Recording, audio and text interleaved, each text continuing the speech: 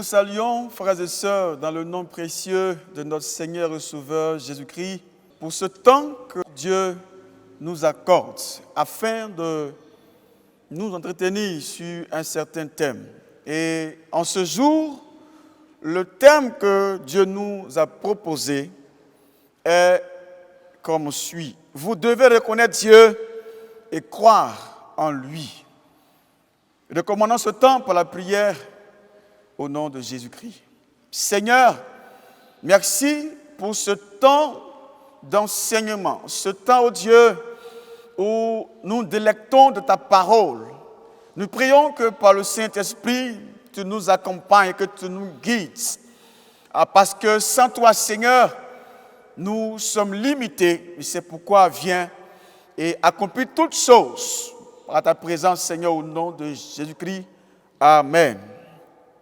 Commençons d'abord par lire notre texte de ce jour qui va donc nous aider à avancer dans notre prédication.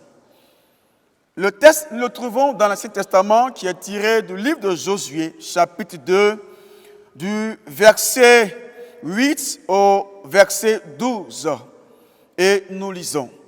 Avant que les espions se couchassent, Rahab monta vers eux sur le toit et leur dit, « L'Éternel, je le sais, vous a donné ce pays.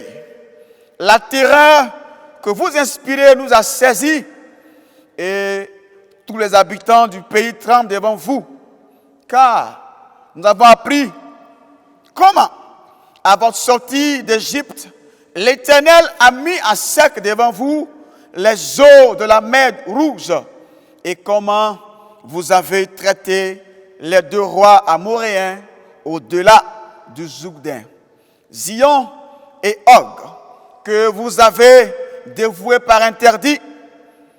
Nous l'avons appris et nous avons perdu courage. Et tous nos esprits sont abattus à votre aspect, car c'est l'Éternel, votre Dieu, qui est Dieu en haut, dans les cieux et en bas sur la terre. Et maintenant, je vous prie, jurez-moi par l'Éternel que vous aurez pour la maison de mon Père la même bonté que j'ai eue pour vous. Frères et sœurs, ce texte est rempli de révélations, d'enseignements. Bien-aimés, nous devons reconnaître Dieu et croire en lui. Lorsque les espions arrivaient dans la ville de Jéricho, une ville en pleine crise, dont les habitants ont perdu courage et sont abattus à l'aspect des Israélites. Ils entraient dans la maison d'une prostituée appelée Rahab. Celle-ci, cependant, a eu la bonne attitude. La première chose qu'elle a faite, elle a reconnu l'Éternel. Oui, elle a reconnu l'Éternel. Ainsi, pour quelqu'un qui veut sortir d'une vie complexe, d'un moment difficile, un moment de crise, la première chose qu'il a à faire, c'est de reconnaître que c'est l'Éternel, le seul vrai Dieu. Oui, la prostituée a reconnu que le Dieu des Israélites était le seul Dieu en haut sur la terre, le seul vrai Dieu qui pouvait donc, par son bras puissant, délivrer son peuple de tout ce qui est attaque, de tout ce qui se présentait à eux, tout ce qui venait donc faire barrière à leur progression vers donc la terre promise. Ainsi, bien-aimés, nous aussi, nos regards doivent être dirigés, orientés vers ce Dieu tout-puissant en ces temps de crise, en ces moments difficiles. Rahab était donc, je dirais, exposée donc à la mort, elle savait que ces hommes qui sont arrivés, ces personnes qui sont des dieux, qui sont là avec elle dans sa maison, ont pour partenaire, ont pour appui, ont pour personne le Dieu créateur, le Dieu donc on appelle le Dieu Yahvé, était avec eux. Et s'il est avec eux, assurément, la victoire était donc de leur côté. Alors, cette pauvre dame va se confier en ces personnes qu'elle ne connaissait pas. Je dirais physiquement, mais elle a reconnu en eux la présence du Dieu Yahvé. Mon frère, ma soeur, la première attitude que tu dois avoir, c'est de te soumettre. Oui, soumettre ton esprit à Dieu.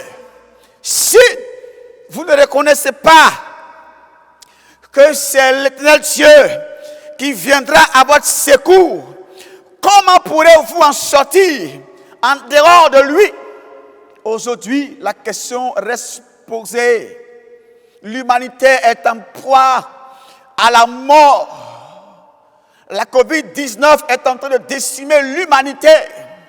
Nous sommes limités dans nos actions aujourd'hui. Vers qui se tourner? Personne ne peut prendre un avion et aller voir un médecin en France, en Europe, en Amérique, en Australie, parce que tout est fermé. Oui, ces grands qui, par des maladies incurables, pouvaient donc voyager chaque semaine pour aller dépenser des milliers de francs, aujourd'hui ne peuvent pas voyager. Mon frère, ma soeur, si tu m'entends ce soir, reconnais que l'Éternel Dieu seul a le pouvoir de te sauver. Bien-aimés, si vous disposez votre cœur, vous verrez Dieu apparaître dans vos circonstances. Mais si vous n'avez pas le discernement pour le reconnaître, vous allez passer à côté de la solution. Les chrétiens en général ne savent pas reconnaître Dieu. Reconnaître la voix de Dieu quand il passe par des moments difficiles. Or, c'est là l'essence de la victoire. Oui, reconnaître Dieu dans toutes nos voies. Il veut que les chrétiens, Dieu veut que ses enfants aient confiance, aient une confiance totale, entière, absolue en lui. Mais chrétiens que nous sommes, souvent empruntions des voies détournées parce que nous sommes pressés. Nous avons envie de recevoir ou d'avoir rapidement des choses pour notre bien personnel ou notre bien physique. Bien-aimés, aujourd'hui ces choses n'ont plus de valeur. Elles n'ont plus de valeur. Par ailleurs, sachez que Dieu honore la foi et non les larmes. Je répète, Dieu honore la foi et non les larmes. Rahab a reconnu Dieu. Elle a cru en lui et Dieu a honoré sa foi. Oh, frères et sœurs, arrêtez de vous séduire en faisant de longs discours. Dieu répond à la foi. Ayez une attente. Détournez vos yeux de vos problèmes et cherchez Dieu dans la difficulté. Vous le trouverez. Car chaque situation de crise possède en elle-même les germes de sa résolution. Que votre foi en Dieu fasse donc toute la différence. Vous devez agir selon les instructions reçues de Dieu. Agir comment? Par la foi. Agir comment? Par la foi. Abraham a agi par la foi. Il a semé lorsqu'il a parlé, lorsqu'il a fait, lorsqu'il a donné, a offert à Dieu quelque chose, frère, Dieu s'est empressé de lui dire une promesse.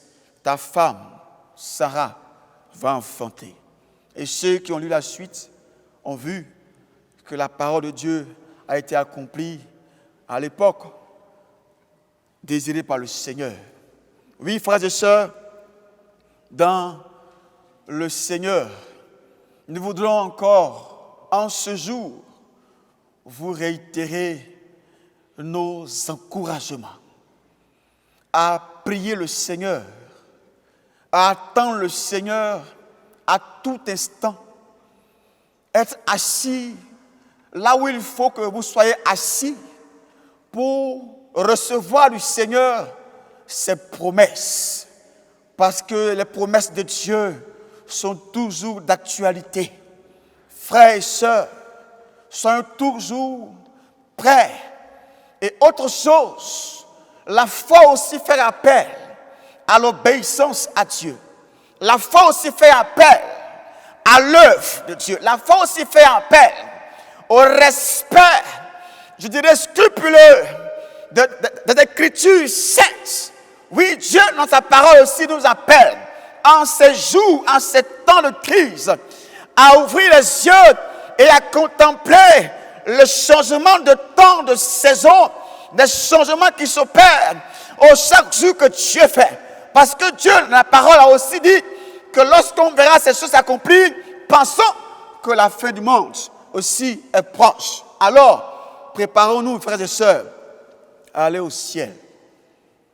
Oui, la prostituée arabe a eu la vie sauve parce qu'elle a donné, je dirais, sa vie. Parce que si les personnes qui étaient en train de chercher les espions qui étaient venus, ils avaient découvert que ces espions étaient sur Rahab. Elle perdait la vie là. Elle s'est sacrifiée pour sauver les serviteurs de Dieu. Et quand elle a fait, elle a eu donc la vie sauve. Mon frère, ma soeur, prends soin de ta vie. Prends soin de ta vie, s'il te plaît. Prends soin de ta marche chrétienne.